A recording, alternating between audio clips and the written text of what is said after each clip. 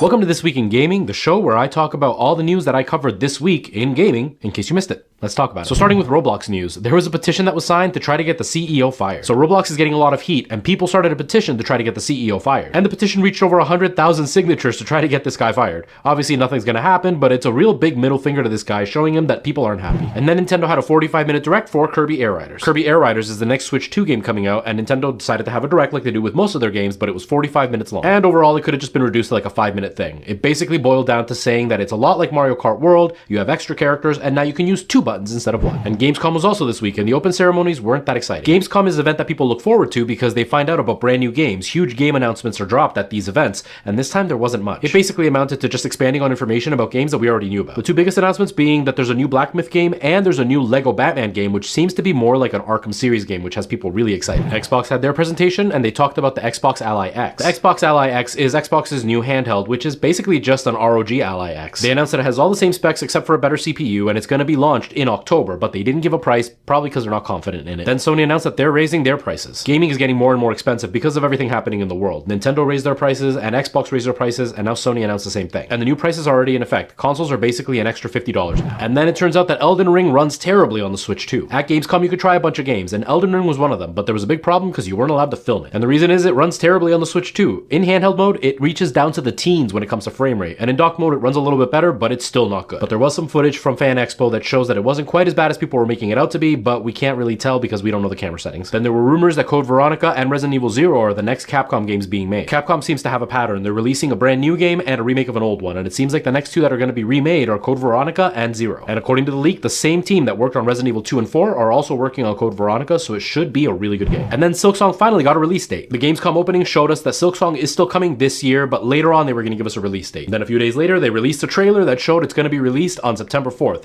It's going to have over 40 new bosses and over 200 new enemies to fight, so it's going to be a real big game. And in the final news, the creator of Subnautica is getting sued. Subnautica 2 is in a lot of trouble. It was delayed, and 3 of the top team members were fired. Those 3 team members then sued Krafton for firing them, saying that they did it in order to save themselves a bonus that they had promised in their contract. Krafton fired back, saying that the 3 got fired because they got lazy and weren't doing their work after signing the contract. And then Krafton's subsidiary actually sued those guys too, alleging that they stole confidential documents like finances and intellectual property information. And I saw a question come up a lot where people were asking how the creator of Subnautica could be stealing the documents if it's their game.